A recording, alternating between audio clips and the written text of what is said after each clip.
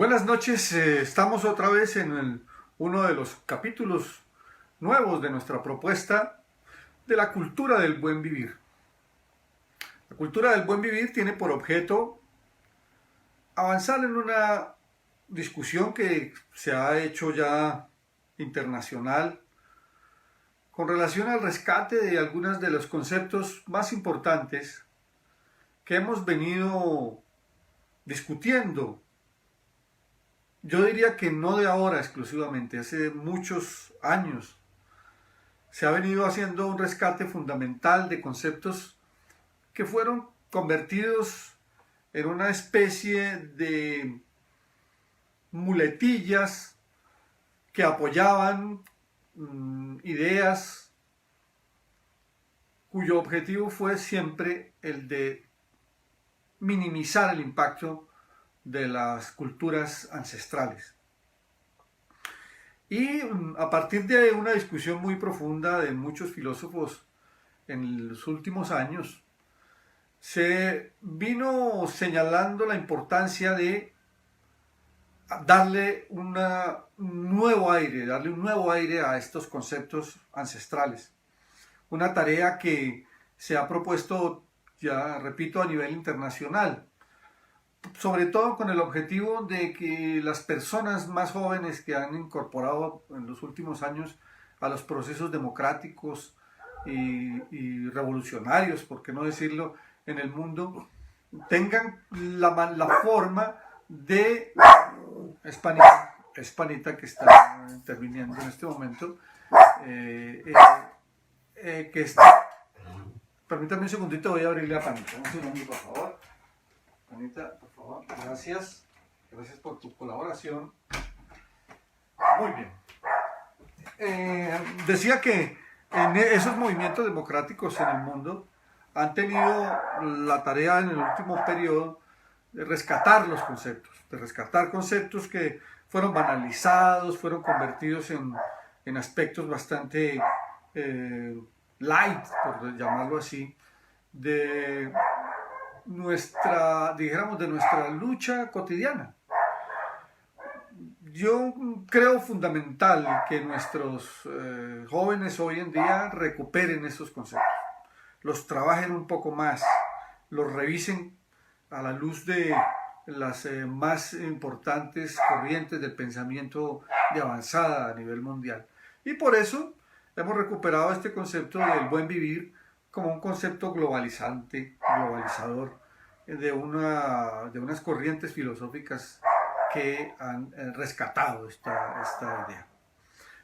Para mí fue fundamental hacerlo y creo que muchos de quienes ya hemos vivido, dijéramos, suficientemente muchas luchas, requerimos también aportar desde este ángulo. Hoy la movilización social a nivel nacional e internacional y muy especialmente en el nivel colombiano, dadas las circunstancias en las que estamos avanzando en nuestra tarea democratizadora, nos está exigiendo ese tipo de formulaciones. Recuperar el concepto del buen vivir tiene que ver con muchos elementos. En primer lugar, el concepto que tiene que ver con el cuidado de sí mismo, una tarea que se lo dejamos en bandeja de plata a mercaderes de la salud. Entonces ellos lo convirtieron pues en otra mercancía, como suele hacer el capitalismo, y lo adocenaron, lo volvieron un manual de autoayuda, una formulación bastante baladí de lo que realmente corresponde al concepto del cuidado de sí mismo, que como lo hemos destacado en otros videos que están acá, se han convertido en una fuerza comercial, pero que tiene evidentemente un origen en la necesidad que tiene cualquier persona de saber qué es lo que está pasando con mi vida, conmigo mismo, qué es lo que debo comer, qué es lo que no debo comer, qué debo consumir, el bombardeo permanente de una sociedad que le invita a consumir de todo tipo de cosas y llegando a la contradicción absolutamente absurda de saber que el consumismo irracional es el que precisamente acaba con las sociedades y con las personas. Es una tarea muy importante pues ponerlo en el centro, sacarlo de esta mirada,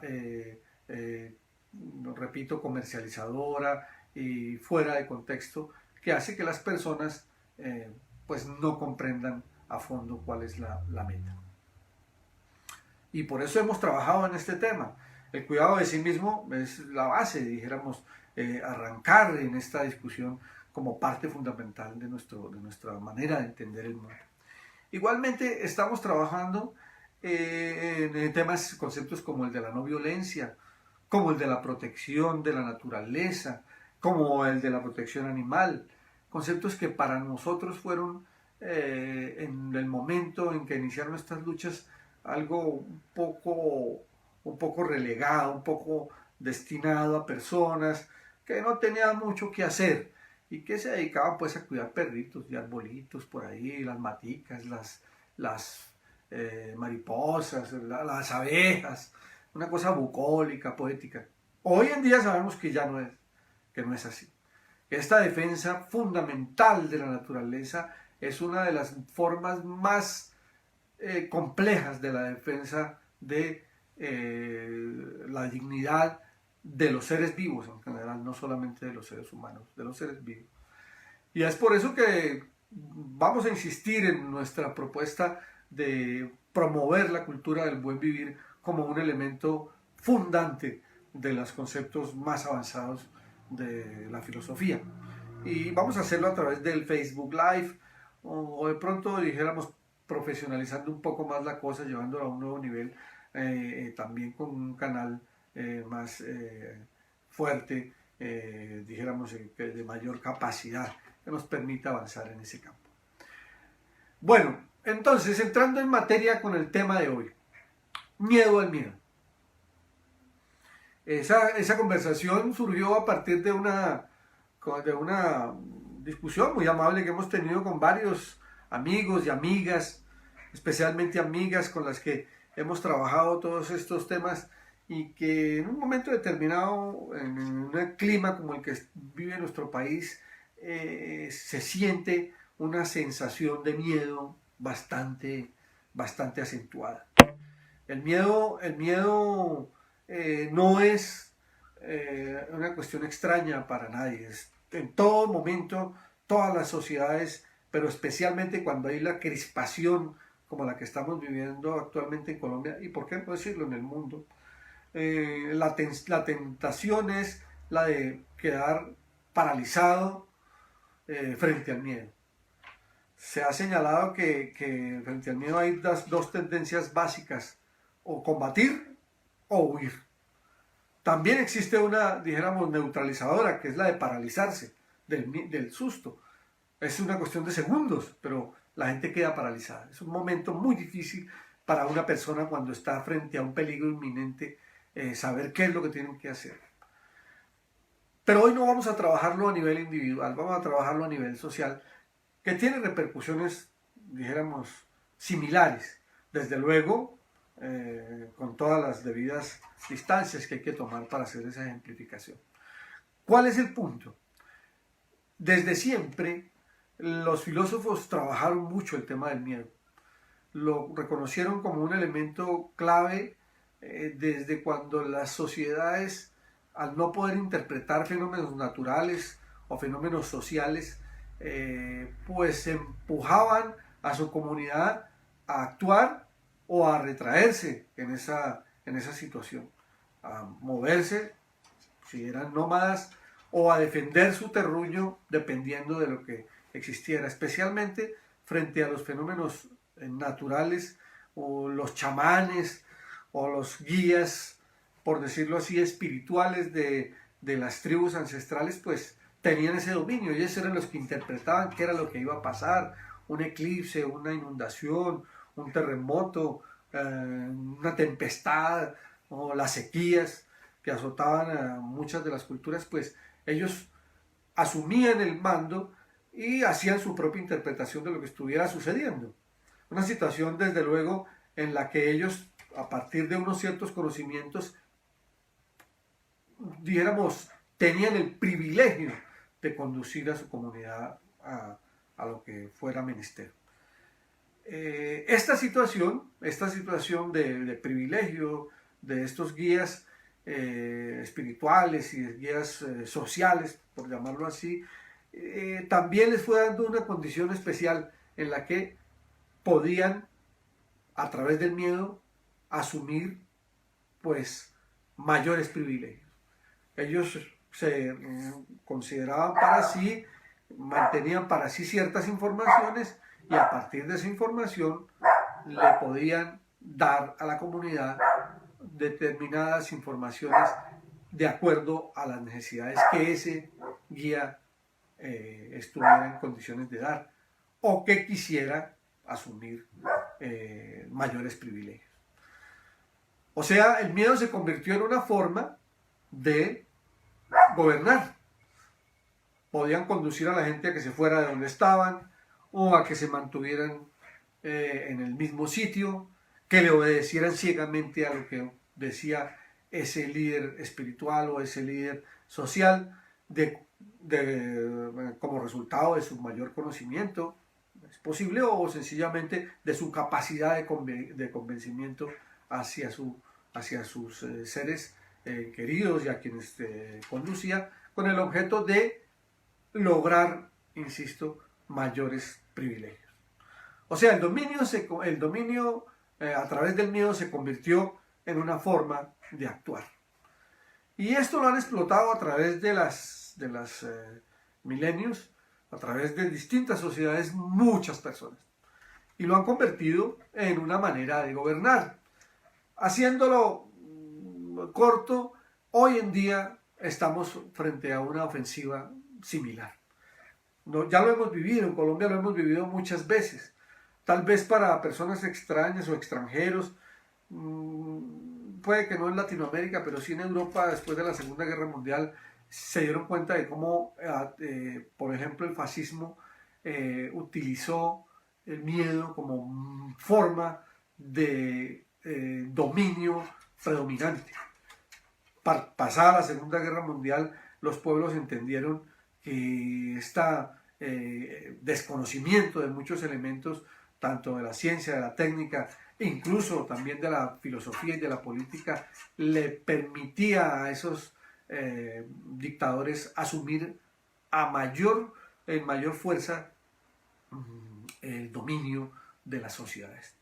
Esto lo estamos viviendo hoy en día, repito, y lo dijéramos al traerlo a las nuevas condiciones en las que estamos, sí que lo podemos palpar. Una primera manera es exaltar el miedo, hacer que todo el mundo sienta una situación crítica. Lo que yo señalo en el artículo Miedo al Miedo es el miedo exaltado, hacerlo de tal manera grandilocuente, asustarse por cualquier persona que aparezca que no sea exactamente igual a mí, hacer por ejemplo, el tema de la paz,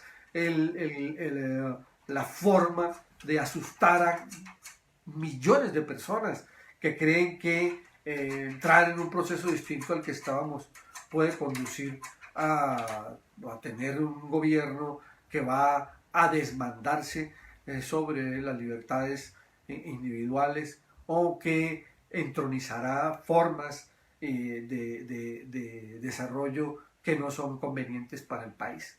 Así lo hicieron, asustaron a la gente durante mucho tiempo hasta que lograron vencer. Han hecho también del miedo, por ejemplo, de situaciones de países hermanos muy difíciles, desde luego, sin duda alguna, una forma de mover los hilos de las personas que más tienen, dijéramos, a su disposición recursos económicos, o incluso de personas humildes que no saben realmente qué es lo que está sucediendo y hacen que ese miedo se propague de manera creciente. Esa situación es una que la hemos denominado así, el miedo exaltado, que la convierte en una forma de dominio de grandes sectores de la sociedad. Ese miedo social también se ha ido estableciendo a través de formas que le permiten al autoritarismo, en cualquiera de sus expresiones, ir avisorando cuál será la salida. Es hacer de la respuesta al miedo una forma de presentar determinadas ideas, determinadas personas. Ese es mi perro que está intentando participar en una discusión con otro de afuera. Hacer del miedo una forma de dominio, repito, y presentarse como los salvadores de esa situación. El miedo, pues, convierte a ciertos sectores, según esa forma de actuar, en la expresión misma de la salvación. El autoritarismo siempre lo ha utilizado de esa manera, calculando siempre cómo va a ser la salida. No siempre le da resultado, ventajosamente. No siempre le da resultado. ¿Qué es lo que sucede? Que cuando el proceso de acumulación, dijéramos, de esa sensación de miedo, de temores también, ante nuevas formas de vida, ante personas que no son exactamente iguales a nosotros, que asumen diversas formas de acción social o de gustos sexuales o de opiniones políticas o de conceptos filosóficos. Entonces ellos lo presentan como se presentan como un salvador frente a una situación difícil. Y esto es un momento bastante crítico para una sociedad, porque las sociedades, cuando están en un momento de crispación como el que vivimos, encuentran que la salida más fácil es plegarse a quien nos oriente mejor, a quien ponga mano firme, a quien dé la orden clara, a quien tenga a la mano la solución, así sea a costa de recortar las libertades. Entonces, es una reedición del miedo, aquel ancestral del que hablábamos al comienzo, puesto en las condiciones actuales para nuestras sociedades. Es lo que hace el actual presidente de los Estados Unidos, es lo que hacen acá ciertos y determinados sectores que convierten esa forma de actuar en la manera de gobernar, presentándose al mismo tiempo como los salvadores. Es la salida calculada, como la hemos denominado en nuestro artículo, la salida calculada a lo que debería presentarse, dijéramos, en vez de resolver el problema de manera democrática, asumen ellos todo el mando, concentran el poder y dicen: la única salida es que yo tome las decisiones por ustedes, que nosotros, ese grupo pequeño, esa secta, de todas las orientaciones con relación a lo que debe hacerse o no hacerse en una sociedad. El peor mal es ese. El peor mal ni siquiera es que lo asusten a uno. El peor mal es que uno se asuste y se paralice dejando que los otros tomen las decisiones. Cuando eso sucede, las condiciones de gobernabilidad son óptimas para los autoritarios de todas las tendencias. Cuando la gente decide marginarse de la participación social y política y entrega su futuro a quienes están supuestamente en las condiciones de asumir y de tomar esas decisiones, eso es lo que permite que el autoritarismo a través del miedo asuma el mando. Es una situación muy delicada porque limita la acción social, desde luego, la paraliza, pero sobre todo porque en una perspectiva de largo alcance va entregando todas las conquistas sociales a otros y va permitiendo que esos supuestos salvadores sean los que entreguen, conduzcan el destino final de la humanidad.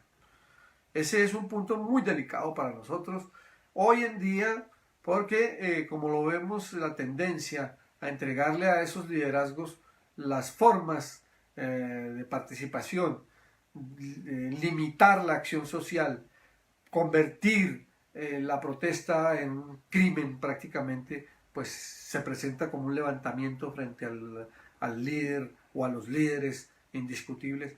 Es una forma bastante agresiva de limitar la democracia, así sea maltrecha y pequeña como la que nosotros tenemos.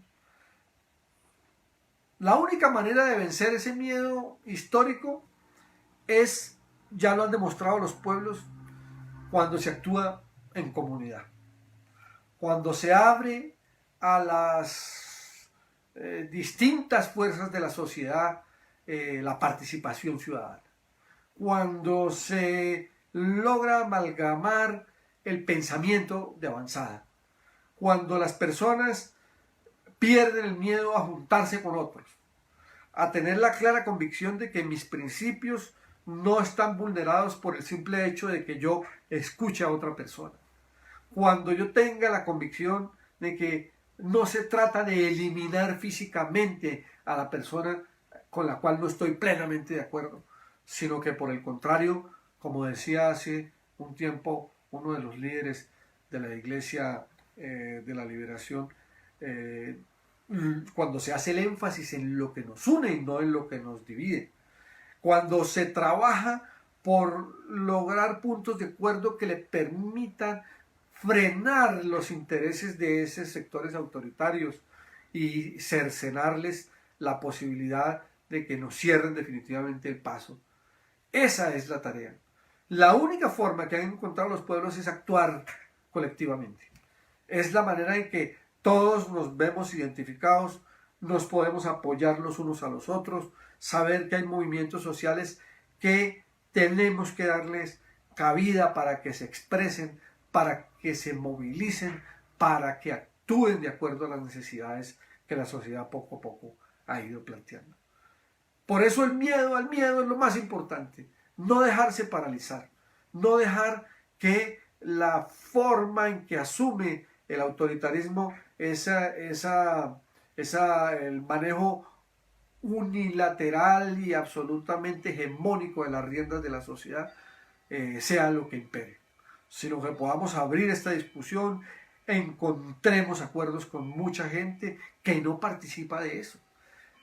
A mí lo que más me llama la atención es que muchas personas, incluso que profesan ideas democráticas, piensan que hablar con otra persona que no sea exactamente igual a mí, que no sea tan radicalmente opuesto a determinados temas como lo soy yo, me hace menos. Y entonces comienzan las discusiones, por ejemplo, sobre la temperatura de las personas, sobre la tibieza, sobre la frialdad, sobre yo soy más caliente que tú. Una discusión absolutamente deformada de las necesidades que el momento histórico exige. Evidentemente, todos sabemos que tenemos diferencias y si no, no estaríamos actuando en esta discusión. Todos tenemos diferencias sobre muchas formas y con relación a las maneras en que hay que resolver los procesos sociales. Pero esto no puede conducir a la separación de las corrientes democráticas. Algunos piensan que todos los otros son lobos disfrazados de ovejas. Es que este o esta es un lobo disfrazado de oveja. No es una persona de fiar. Es una persona que por el contrario siempre está intentando engañarnos. Eso es cuando uno tiene dudas de las capacidades que uno tiene para entender qué es lo que piensa el otro o para no ver a los enemigos agazapados. Eso es un error bastante grave de cometer en una situación como la que vivimos. Porque eso conduce a otro miedo, y es al miedo a acercarse a cualquiera, a mirar en el otro la posibilidad de tener un aliado, así sea transitorio, y sobre todo en estos temas electorales y políticos. Es necesario superar ese discurso, porque es otra manera en la que quienes promueven el miedo intentan trabajar para fortalecer de manera permanente la división entre quienes pueden juntarse y crear una nueva condición social. En América Latina hemos sufrido muchísimo esas divisiones. Tal vez después de la corrupción y de los problemas que los sectores democráticos también han tenido lamentablemente como defecto, el mayor elemento de parálisis es lo que se denominó en su época el espíritu sectario, la manera de defenderme yo a partir de mí mismo exclusivamente y de no acercarme a nadie que no sea exactamente igual a mí. Y como no hay nadie exactamente igual a uno, pues uno termina aislándose y quedándose solo, cuando no es capaz de mirar en el otro las maneras, las formas en las que pudiera juntar mi bandera, mi propuesta con las otras personas. Hoy por hoy, lo que está sucediendo, por ejemplo, con la famosa minga indígena en el Cauca, es una demostración de que cuando los pueblos indígenas, todos tienen puntos de vista distintos, todos sabemos eso. Las naciones indígenas desde hace siglos han tenido distancias y formas distintas de entender el mundo incluso, no solamente su sociedad, no solamente la coyuntura, sino formas de entender la existencia misma. Esas sociedades, hoy por hoy, esa minga indígena nos muestra la necesidad de juntar fuerzas, de unirnos, de mirar en el otro también la posibilidad de encontrar esos puntos de unidad para defender el autoritarismo, para defendernos del autoritarismo y de superar el miedo. Entonces, el resumen de hoy, para no alargarnos más, es ese: convocar a la gente a superar el miedo al otro, a hablar con tranquilidad, a no entrar en esa cadena de continuos ataques, de continuas desavenencias y sobre todo de las permanentes sospechas de que el otro siempre tiende a engañarnos por el solo hecho de que no es igual a mí. Si en el momento actual estas fuerzas no se juntan, las fuerzas sociales no se juntan, no solamente ya tendremos el triunfo del autoritarismo, que ya ha logrado avances bastante fuertes a través de todo lo que ya conocemos, sino que además también nos costará mucho más dificultad juntarnos para vencer a estos amigos tan alejados de nuestras ideas y de nuestras propuestas. Entonces, en la cultura del buen vivir los queremos invitar a reflexionar sobre este tema del miedo. Hay muchos autores que han trabajado. Yo quisiera solamente destacar, me parece muy importante dijéramos, en estos últimos años, el trabajo que han desarrollado distintos filósofos, ¿no? Bueno, dijéramos a finales del siglo pasado, todo lo que se hizo Erich Fromm sobre el miedo a la libertad, que fue muy importante porque trabajó, dijéramos, el concepto individual del miedo, cuáles eran los elementos que las sociedades capitalistas en pleno crecimiento estaban haciendo para limitar la capacidad de la gente de poder actuar libremente, el autoritarismo como una manera permanente de dominar a la gente en lo individual y también en lo social, ¿no? Me parece fundamental trabajar estos temas ahora en el punto, dijéramos, en el que nos encontramos. El autor del texto sobre el miedo líquido se llama el texto que nos ha presentado muy interesante, se llama El miedo líquido, que nos presentó Zygmunt Bauman, un filósofo que relativamente hace poco murió, de origen polaco, que hizo una muy importante, dijéramos, recopilación de este concepto, trayéndolo hasta las condiciones actuales de este siglo. Me parece fundamental trabajar estos autores, estos filósofos que no solamente lo he admirado como un problema psicológico y tal, que la psicología pues ha aportado a esta discusión, pero más desde la individualidad, a verlo como un problema mucho más profundo, más complejo y dijéramos desnudado los elementos centrales de la trama en que el autoritarismo se apoya para vencer a las fuerzas democráticas en los distintos países.